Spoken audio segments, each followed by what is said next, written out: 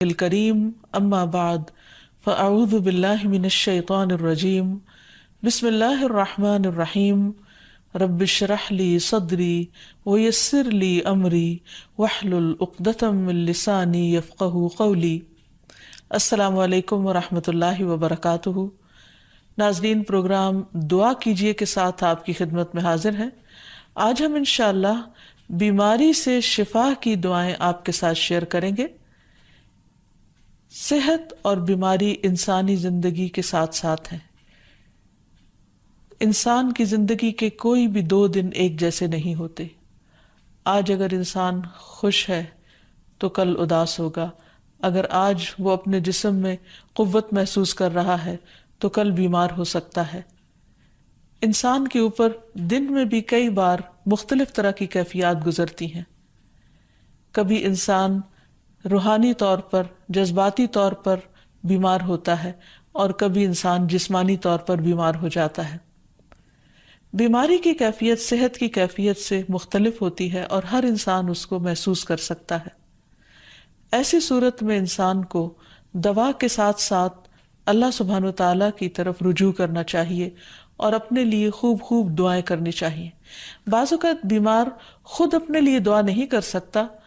تو بیمار کی عیادت کرنے والے اور بیمار کو دیکھنے والے، اس کے دوست، رشتہ دار، عزیز، اقربا اور ایون ہسپتال کا عملہ مریض کے لیے ایسی دعائیں پڑھ سکتا ہے جو اس کے لیے شفا یابی کا ذریعہ ہو سکتی ہیں۔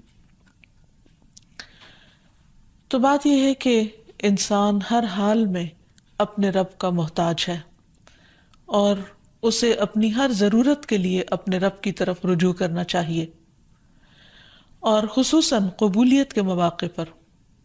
رات کا پچھلا پہر اس کے لیے بہت مناسب ہے، جب اللہ سبحانہ وتعالیٰ بندوں کو پکارتے ہیں کہ ہے کوئی جو مجھ سے دعا کرے تو میں اس کی دعا قبول کر لوں، ہے کوئی جو مجھ سے سوال کرے تو میں اس کو جواب دوں،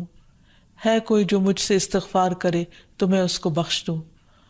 تو جب انسان بیمار ہو، اور خصوصاً اگر ایسی بیماری کا شکار ہو کہ جس میں بظاہر شفا کی کوئی امید نہ ہو، تو اسے اور بھی زیادہ خشوع و خضوع کے ساتھ اور ایسے اوقات میں اللہ تعالیٰ کی طرف رجوع کرنا چاہیے کہ جلد از جلد صحت یابی ہو سکے۔ اور اس سلسلے میں کبھی بھی انسان کو اللہ تعالیٰ سے مایوس نہیں ہونا چاہیے۔ پھر یہ بات یاد رہے کہ جب انسان دعا کرے تو اس سے پہلے اللہ سبحانہ وتعالیٰ کی تعریف کے کلمات کہنا نہ بھولے۔ تو آئیے آج ہم آپ کو دعا کرنے سے پہلے کچھ نئے کلمات بتائیں گے جو اللہ سبحانہ وتعالیٰ کی حمد و ثنا پر مبنی ہے۔ ربنا لک الحمد ملء السماوات والارض وملء ما شئت من شیء بعد اہل الثناء والمجد احق ما قال العبد وكلنا لك عبد اللهم لا مانع لما اعطيت ولا معطي لما منعت ولا ينفع ذا الجد منك الجد۔ اے ہمارے رب، تمام تعریفیں تیرے ہی لیے ہیں جن سے آسمان اور زمین بھر جائیں، اور اس کے بعد جو تو چاہے وہ بھی اس سے بھر جائے۔ تو ہی تعریف اور بزرگی کے لائق ہے۔ بندے جو کہتے ہیں تو ان کا سب سے زیادہ حقدار تو ہے، اور ہم سب تیرے بندے ہیں۔ اے اللہ، جسے تو عطا کرنا چاہے اس سے کوئی روک نہیں سکتا، اور جسے تو نہ دینا چاہے اسے کوئی دے نہیں سکتا، اور کسی مرتبے والے کی بزرگی تیرے سامنے کوئی فائدہ نہیں دے سکتی۔ یعنی اللہ سبحانہ وتعالیٰ کے علاوہ کوئی بھی اور ایسا نہیں ہو سکتا جو انسان کی مشکل کو آسان کر سکے۔ تو آئیے اس کے ساتھ ہم دیکھتے ہیں کہ بیماری کے اسباب کیا ہوتے ہیں، بیماریاں کیوں آتی ہیں۔ سب سے پہلی بات تو یہ کہ بیماری اللہ کے اذن سے آتی ہے۔ جب تک اللہ سبحانہ وتعالیٰ کا اذن نہ ہو، انسان پر کوئی کسی قسم کی مشکل آ نہیں سکتی۔ قرآن مجید میں آتا ہے ما اصاب من مصیبت الا باذن اللہ، جو بھی مصیبت آتی ہے وہ اللہ کے اذن سے آتی ہے اور وہ تقدیر کا حصہ ہوتی ہے، اور اس میں اللہ سبحانہ وتعالیٰ کی حکمت اور مشیت کار فرما ہوتی ہے۔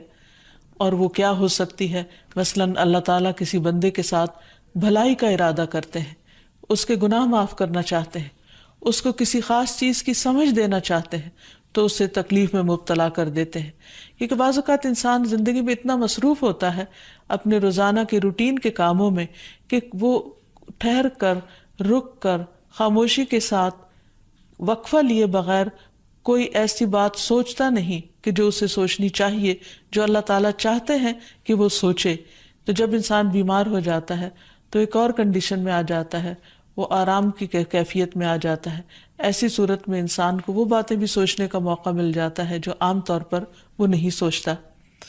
پھر اسی طرح ہمیں ہمارا دین یہ بھی بتاتا ہے کہ بعض اوقات انسان پر بیماری یا کوئی بھی تکلیف اس کے اپنے ہاتھوں کی کمائی سے آتی ہے، یعنی اس کا اپنا کوئی گناہ یا قصور ہوتا ہے جس کی بنا پر اسے وہ تکلیف پہنچتی ہے۔ قرآن مجید میں آتا ہے وَمَا أَصَابَكُم مِّن مُّصِيبَةٍ فَبِمَا كَسَبَتْ أَيْدِيكُمْ وَيَعْفُو عَن كَثِيرٍ، اور تمہیں جو بھی مصیبت پہنچی تو وہ اس وجہ سے ہے جو تمہارے ہاتھوں نے کمایا، اور وہ بہت سی چیزوں سے درگزر کر جاتا ہے۔ اسی طرح بعض اوقات انسان کی بیماریاں اس کے کسی گناہ کا نتیجہ ہوتی ہیں۔ عمر رضی اللہ عنہ نے جب عباس رضی اللہ عنہ سے بارش کی دعا کرنے کے لیے کہا تو انہوں نے کہا اے اللہ، بے شک مصیبتیں گناہوں کی وجہ سے ہی نازل ہوتی ہیں اور انہیں صرف توبہ ہٹا سکتی ہے۔ پھر اسی طرح ایک اور روایت میں آتا ہے رسول اللہ صلی اللہ علیہ وسلم نے فرمایا جب بھی کسی رگ یا آنکھ کو نقصان پہنچتا ہے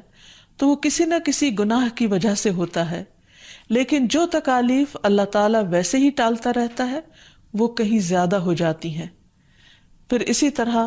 بعض بیماریاں انسانوں کے اعلانیہ گناہوں کی وجہ سے بھی ہوتی ہیں، جیسا کہ ایک حدیث میں آتا ہے جب کسی قوم میں بدکاری عام ہو جاتی ہے اور وہ اعلانیہ اس کا ارتکاب کرتے ہیں تو ان میں طاعون اور ایسی مختلف بیماریاں پھیل جاتی ہیں جو کہ ان سے پہلے گزرے ہوئے لوگوں میں نہ تھی۔ ابو امامہ باہلی سے روایت ہے کہ نبی صلی اللہ علیہ وسلم نے فرمایا جس بندے کو بھی بیماری سے پچھاڑ دیا گیا ہو تو اللہ تعالیٰ اسے جب بیماری سے اٹھاتا ہے تو وہ پاک ہوتا ہے۔ تو یہ ایک حقیقت ہے کہ انسان کے گناہ اس کے لیے مشکلات کا سبب بنتے ہیں۔ امام ابن القیم الجوزیہ لکھتے ہیں، ان کی ایک مشہور کتاب ہے الداء والدواء، بیماریاں اور علاج، اس میں وہ کہتے ہیں کہ کوئی بھی گناہ ایسا نہیں کہ جس کے اثرات نہ ہوں۔ انسان سے چھوٹی یا بڑی جو بھی کوئی غلطی صادر ہوتی ہے اس کے نتیجے میں کچھ نہ کچھ اثرات اس کی زندگی پر ضرور پڑتے ہیں۔ ہاں اگر اللہ تعالیٰ معاف کر دے تو وہ اور بات ہے، ورنہ ہر گناہ کی ایک تاثیر ہوتی ہے، اور ان تاثیرات میں سے ایک چیز یہ ہے کہ انسان مختلف قسم کی بیماریوں میں مبتلا ہو جاتا ہے۔ اسی لیے ہم دیکھتے ہیں کہ جب انسان بیماری میں مبتلا ہوتا ہے تو اللہ تعالیٰ اس بیماری کو اس کے گناہوں کا کفارہ بنا دیتے ہیں۔ جیسے حدیث میں آتا ہے کہ جس مسلمان کو کانٹا چبھے یا اس سے زیادہ کوئی تکلیف پہنچتی ہے تو اللہ تعالیٰ اس کے ذریعے اس کے گناہوں کو اس طرح دور کر دیتا ہے جس طرح درخت سے اس کے پتے جھڑتے ہیں۔ تو اس سے ہمیں یہ پتہ چلتا ہے کہ بیماریوں کے آنے کے مختلف اسباب ہوتے ہیں۔ بیماری بہرحال جس بھی وجہ سے آئے، لیکن اصل چیز دیکھنے کی یہ ہے کہ مومن کا رویہ کیا ہے۔ مومن کو اگر کوئی کانٹا بھی چبھتا ہے تو وہ اس پر صبر کرتا ہے۔ اس لیے بیماری یا تکلیف کے آنے پر انسان کو اللہ سے راضی رہنا چاہیے، شکوہ نہیں کرنا چاہیے، کیونکہ جو اللہ سے راضی ہو جاتا ہے کسی آزمائش پر، اللہ تعالیٰ بھی اس سے راضی ہو جاتا ہے۔ پھر اسی طرح اللہ تعالیٰ کا شکر ادا کرنا چاہیے، کیونکہ بیماری اس سے زیادہ شدید بھی ہو سکتی تھی۔ لہٰذا انسان کو اللہ تعالیٰ جس حال میں رکھے انسان اس پر شکر گزار رہے۔ پھر یہ کہ انسان کسی بھی بیماری میں کسی بھی قسم کی ہو اور زندگی کے کسی بھی حصے میں ہو، اس میں مایوس نہ ہو، پر امید رہے کہ بیماری دور ہو جائے گی۔ پھر اسی طرح اگر بیماری طول پکڑ جائے تو انسان کو گھبرانا نہیں چاہیے، کیونکہ ہر گزرنے والا لمحہ انسان کے درجات میں اضافے کا سبب بنتا ہے اور اس کے گناہ مسلسل جھڑتے چلے جاتے ہیں حتیٰ کہ انسان بالکل پاک صاف ہو جاتا ہے۔ پھر اسی طرح انسان کو بیماری کی حالت میں دوسروں سے شکوے شکایات نہیں کرنی چاہیے، کیونکہ بیماری اللہ کے اذن سے آتی ہے، اور جب انسان ہر ایک کے آگے رونے لگتا ہے تو گویا وہ اللہ تعالیٰ کا شکوہ کر رہا ہوتا ہے، جو چیز اللہ تعالیٰ کو پسند نہیں۔ پھر اسی طرح منہ سے برے الفاظ نہیں نکالنے چاہیے، بیماریوں کو کوسنا نہیں چاہیے، اور پھر ایسے الفاظ نہیں ادا کرنے چاہیے کہ مجھے لگتا ہے کہ اس بیماری میں میری زندگی چلی جائے گی، یا یہ کہ کسی مریض کی عیادت کے لیے جا کر اس کو اس قسم کی بات نہیں کرنی چاہیے، خواہ کتنی ہی خطرناک بیماری کیوں نہ ہو، ہمیشہ اسے امید دلانے چاہیے، کیونکہ مایوسی کے الفاظ اور برے بھلے اور منفی قسم کی باتیں اللہ تعالیٰ کو پسند نہیں، اور انسان ویسے بھی جیسے سوچتا ہے پھر اس کے ایکشن اس کے مطابق ہونے لگتے ہیں۔ اب یہ ہے کہ انسان بیماری میں دوا ضرور کرے، کیونکہ حدیث میں آتا ہے کہ اللہ تعالیٰ نے کوئی بیماری ایسی نہیں اتاری جس کے لیے دوا نہ اتاری ہو۔ ہاں، جسے معلوم ہو اسے معلوم ہوتا ہے، اور جسے نہیں معلوم ہوتا اسے نہیں معلوم ہوتا۔ بعض اوقات اللہ تعالیٰ ڈاکٹر کے دل میں ڈال دیتا ہے اور اس کا علاج اس کو سمجھ میں آ جاتا ہے، اور بعض اوقات وہ بیماری لا علاج ہوتی ہے، حالانکہ اس کا علاج موجود ہوتا ہے مگر کسی کو بھی علاج سمجھ میں نہیں آتا۔ بہرحال نوعیت کچھ بھی ہو تو علاج ضرور کراتے رہنا چاہیے، اور کبھی مایوس نہیں ہونا چاہیے کہ اس بیماری کا علاج ہو نہیں سکتا، نہیں، ایک کے بعد ایک کوشش انسان کرتا رہے، اور جب اللہ کا اذن ہوگا بیماری دور ہو جائے گی۔ اور اس کے ساتھ ساتھ انسان یہ بھی یقین رکھے کہ شفا اللہ کے ہاتھ میں ہے، کسی ڈاکٹر کے ہاتھ میں نہیں، کسی انسان کے ہاتھ میں نہیں، کیونکہ جب تک اللہ کا اذن نہ ہو شفا نہیں ہو سکتی، خواہ کوئی کتنا بھی بڑا ڈاکٹر کیوں نہ ہو۔ اسی لیے نبی صلی اللہ علیہ وسلم کی دعاؤں کے آخر میں آتا ہے کہ لا شفا الا شفاؤک، کوئی شفا نہیں مگر تیری ہی شفا، یعنی جو اللہ سبحانہ وتعالیٰ اپنے بندے کو شفا عطا کرے۔ پھر اسی طرح یہ ہے کہ حضرت ابراہیم علیہ السلام نے اللہ سبحانہ وتعالیٰ کے بارے میں فرمایا تھا کہ وَإِذَا مَرِضْتُ فَهُوَ يَشْفِينِ، کہ جب میں بیمار ہوتا ہوں تو وہی مجھے شفا دیتا ہے، یعنی اللہ تعالیٰ ہی اس بیماری کو دور کرتا ہے۔ اسی طرح ایک اور روایت سے بھی پتہ چلتا ہے کہ شفا دراصل اللہ سبحانہ وتعالیٰ کے ہاتھ میں ہے۔ حضرت عائشہ سے مروی ہے کہ رسول اللہ صلی اللہ علیہ وسلم دم کیا کرتے تھے اور یہ دعا پڑھتے تھے، امسح البأس رب الناس بیدک الشفاء لا یکشف الکرب الا انت، اے لوگوں کے رب تکلیف کو دور کر دے، تیرے ہی ہاتھ میں شفا ہے، تیرے سوا اس کو دور کرنے والا اور کوئی بھی نہیں۔ پھر اسی طرح انسان جب کسی بیمار کی عیادت کے لیے جائے تو اس پر بھی دعا پڑھے اور اس کے لیے دعا کرے۔ رسول اللہ صلی اللہ علیہ وسلم نے فرمایا، جو مسلمان کسی ایسے بیمار کی عیادت کے لیے اس کے پاس آئے جس کی موت کا وقت قریب نہ آیا ہو اور 7 مرتبہ یہ پڑھے، اسأل اللہ العظیم رب العرش العظیم ان یشفی فلانا من وجعہ، میں اس عظمت والے اللہ سے سوال کرتا ہوں جو عرش عظیم کا رب ہے کہ فلاں کو اس کی تکلیف سے شفا عطا فرمائے، تو اللہ عز و جل اسے شفا عطا فرما دیتا ہے۔ اور پھر ہم دیکھتے ہیں کہ تمام انبیاء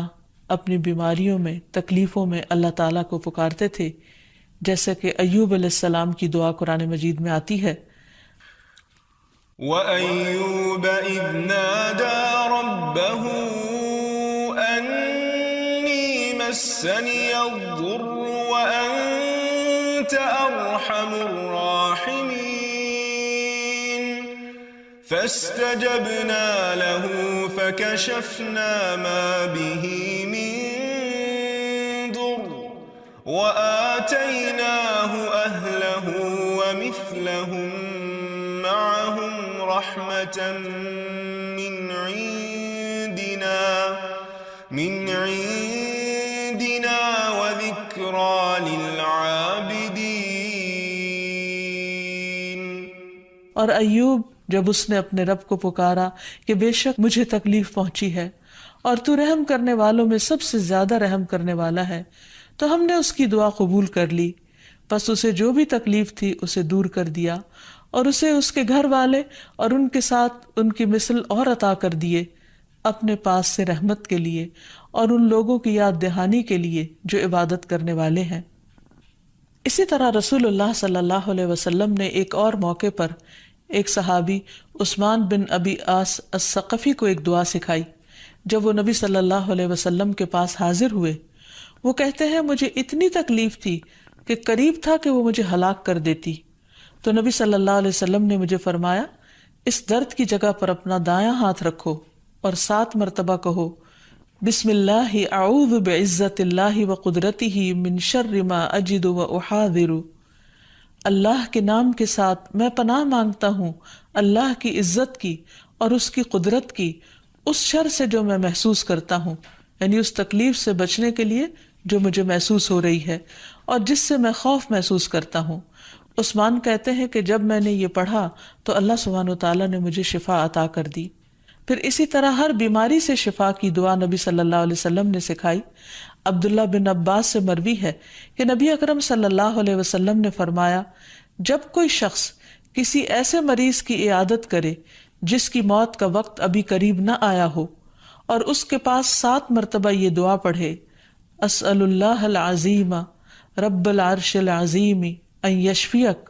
میں عظمت والے اللہ جو عرش عظیم کا رب ہے اس سے دعا کرتا ہوں کہ وہ تمہیں شفا عطا کرے،